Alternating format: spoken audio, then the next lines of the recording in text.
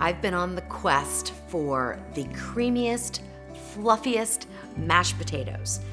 And it's been a little bit of trial and error, but I finally got the secrets and I'm gonna share them with you today. Welcome to the Salted Pepper, where we cook for real life using real food and we keep it real simple. Today we're gonna make mashed potatoes. Very simple, right? You take potatoes, you boil them or pressure cook them or steam them. You add salt, milk, butter, and whip them up, right? I don't think it's that easy. Maybe you guys are perfect mashed potato makers, but me, I have struggled my entire life to get a really fluffy mashed potato. Sometimes they're gummy, sometimes they're too dense. I think you know what I mean if you like that nice, light, fluffy mashed potato. So, I put the Ninja Foodi to work and I have tested this recipe, oh my gosh, probably 4 or 5 times. So I think I figured out the way to make the mashed potatoes that I want the easiest way possible. And that is to pressure cook, obviously, but I did try to steam them. It did not work out for me. I mean, they were wonderful, they tasted wonderful, but they were not fluffy. They were a little bit denser. So we're gonna go with traditional pressure cook. So what I have here is 3 pounds of diced up russet potatoes. And they are in about 1 to 1.5 inch dice. I think that's a good size. If you make them smaller, you might need to adjust your pressure cook time. If you make them bigger, you will need to adjust your pressure cook time up, okay? Because you need to have the potatoes cooked just so in order for them to produce really fluffy mashed potatoes. If you overcook them, they get a little soggy, they break apart, they absorb too much water, you end up with just kind of watery mashed potatoes. And if you undercook them, they're gonna be lumpy, okay? All right, so we're gonna use the pressure cook feature. You could use any pressure cooker. It doesn't have to be the 6.5 quart Ninja Foodi. You can use the 5 quart, the 8 quart, or your Instant Pot. No problems there. I have cut these up ahead of time and I've had them soaking, but not for any real length of time. So this is not part of the recipe. You do not need to soak your potatoes first or anything like that. You just wanna cube them up and get them in the pot and then put water on right away. So since it takes a little time to set up for filming, I have these in water and they've been in there maybe 10 minutes. All right, so I'm gonna go ahead and scoop them out. I'm not gonna dump in the water that I have in this bowl because it's already leached out some of the starch and I don't wanna put that into the pot. So I'm gonna use fresh water. You also always wanna start your potatoes with cold water. You don't wanna heat up your water first and then put your potatoes in. What happens there is the outside gets done before the inside gets done and you don't have evenly cooked potatoes. So that's just a little tip for you. What happened when I steamed them, because I thought it would be easier, right? Steam them right in the basket, put in a cup of water, you just pick up the basket, and you're done, draining. But they just did not cook as well, and I think they stayed too starchy because the starch didn't pull out in the water because they were steamed. I also tried to soak them in water for an hour and then steam them, thinking I would get the starch out while I soak them and then steam them because again, it's easier. Just lift that basket up. And that did not do the trick either. So I've gone back to using just water, putting the potatoes in the inner pot and just dealing with straining them at the end. All right, so 3 pounds of russets cubed up and now I have 3 cups of water, but I might not use that all, okay? So what I'm gonna do is put these around so they're in, sitting flat on the bottom and I'm gonna pour in about 2 cups.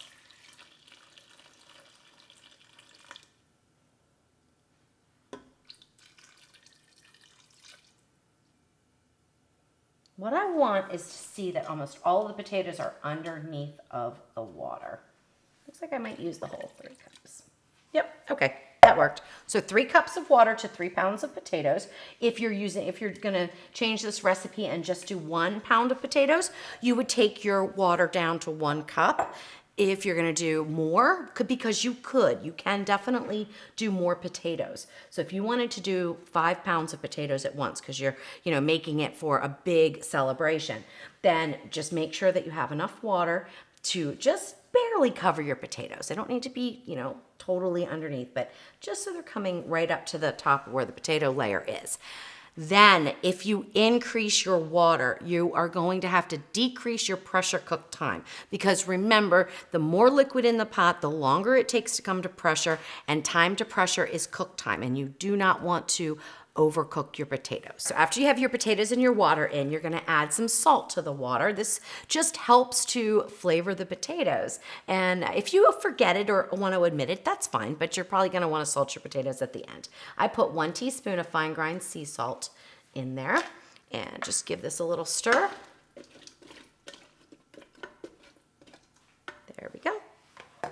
For this amount, I'm gonna do a 5-minute pressure cook and a short natural release. The other thing to consider, if you're gonna increase the potatoes in the pot, you are gonna wanna do a longer natural release, because you don't want the potatoes, because they kind of tend to foam up. You know how that happens on the stove and they boil over?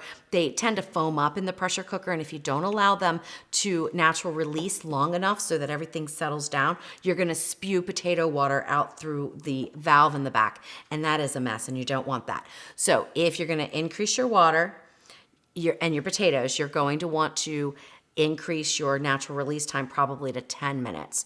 So instead of a 5-minute pressure cook time, I might do a 3-minute pressure cook time and a 10-minute natural release. That way I'm lowering the pressure cook time, because we're gonna have a more time to pressure, and I'm gonna extend the natural release on the back end, okay?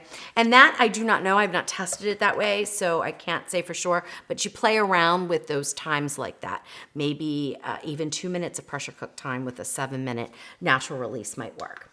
All right, so we're gonna go on high pressure. We're gonna take the time down to 5 minutes and hit start. Make sure the valve in the back is to the seal position, and we just wait for the pot to come to pressure. It's thin liquid, it's just water, so it's going to, probably take somewhere between 10 and 12 minutes. I am estimating it might be 15, however long it takes. 5 minutes under pressure, 5-minute natural release, and then we will release the remaining pressure and get to mashing up our potatoes. It took between 10 and 12 minutes for the Ninja Foodi to come to pressure, which is what I expected. We went under high pressure for 5 minutes. Now we're just finishing up a 5-minute natural release.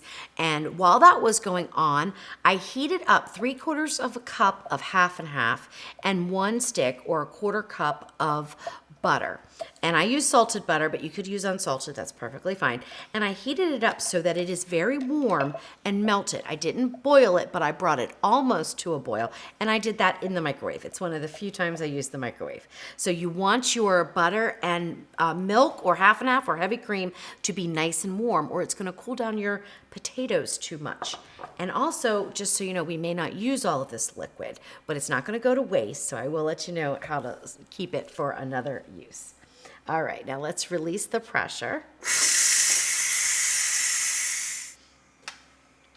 All right, the pin has popped, and you can see that that took 3 minutes. So there is a lot of steam in the pot. Just let it happen naturally. Don't ever press this pin down to try to make it go faster. That's very dangerous. All right, now we are gonna open up the lid. I think they are perfectly cooked. So I'm gonna just grab out one.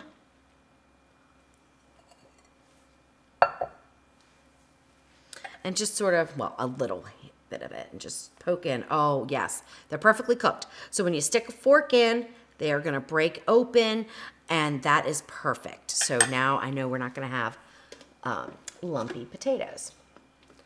All right, so now we are gonna get these out into this bowl. We're draining off as much of the liquid as we can. And then I'm gonna dump the liquid from the pot, but there is one more step before you go to mash these potatoes. So I'm gonna walk you through that in just a second.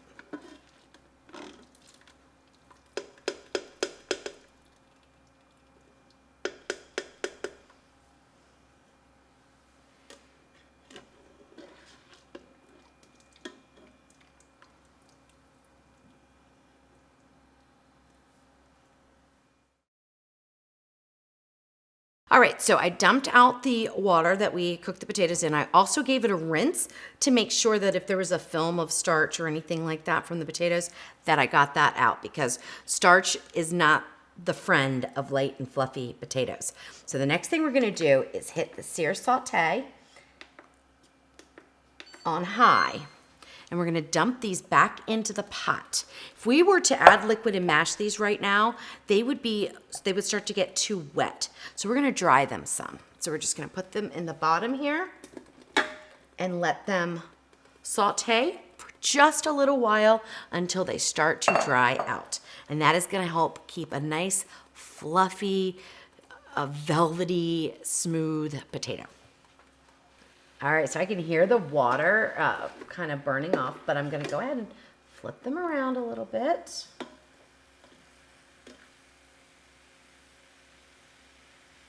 I want them to look dry and a little bit flaky on the edges.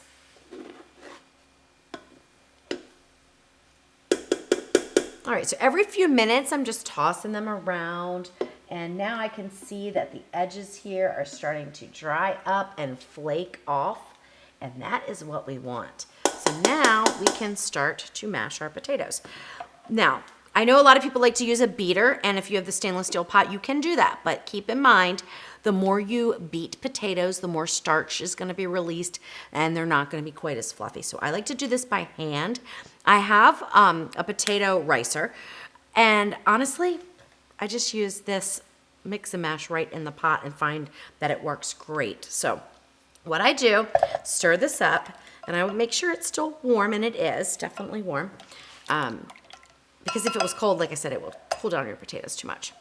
And then I'm gonna turn the heat down to low. Because we don't want our potatoes to brown on the bottom. That's not gonna look good, right? So we turn that down to low. And now I'm gonna slowly pour in a little bit at a time. You never know how much liquid your potatoes are gonna need until you start to mash them. And then I gently just move this through the potatoes.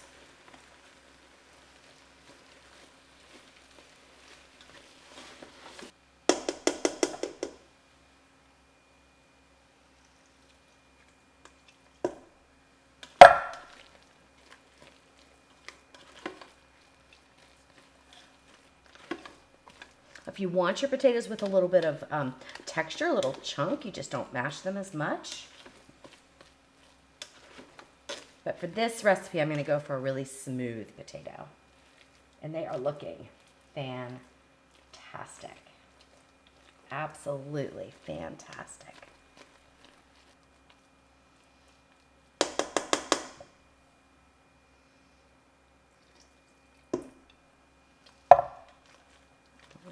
That might be it, guys.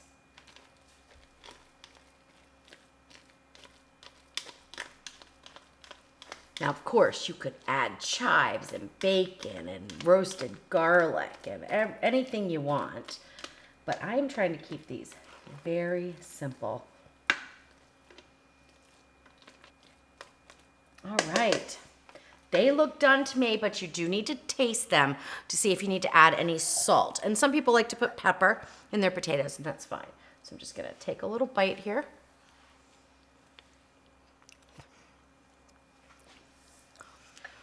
They're perfect. Tad bit of salt, not much. Oh, there's nothing like a fluffy, creamy potato. Oh my gosh. So half of a teaspoon of salt I'm gonna put in. And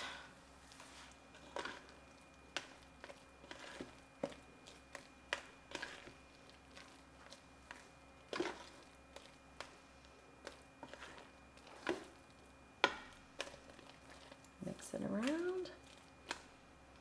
All right, let me scoop it out into a bowl so you can see it. And then I'll tell you what to do if you have any left over. I've got a little bit there, not too much. All right, time to taste them. Of course, you know I already did, just to make sure that they were perfectly seasoned, and they are. And I'm gonna just try to explain, like, I'm hoping you can tell how light and fluffy these are just based on how they're sitting on the spoon. You know, they are super, super fluffy, light. Oh my gosh, they're so good. All right, so we did not use all of our liquid, but there's a little bit of butter, a little bit of half and half left. Now, a couple things you can do is you can use it like when you put it into your serving dish, if you're having, a gathering like a buffet style, and you can just kind of pour that over the top, sprinkle a little parsley on it, looks beautiful. Or you can keep it in a small container in the refrigerator in case you have leftover potatoes. If you have leftover potatoes, it's always a great idea to add a little bit more liquid after you heat them up because they tend to get a little bit too firm and a little denser. So I usually put a little bit more liquid. So don't throw it away, just store it until you need it. Here, I'll put a little bit right on mine too here. Make sure we get some of that butter. That's the delicious part. Oh my goodness. Wow. This has been a hard recipe for me to get all the timings right and everything. But I just kept working at it, and I'm so glad I did because these are perfect. It's a soft feel in your mouth, a smooth, They're absolutely divine. Now, if you like a denser type of mashed potato, I also have a recipe for a garlic mashed potato that is absolutely delicious, but completely different. And I will link to that right over there.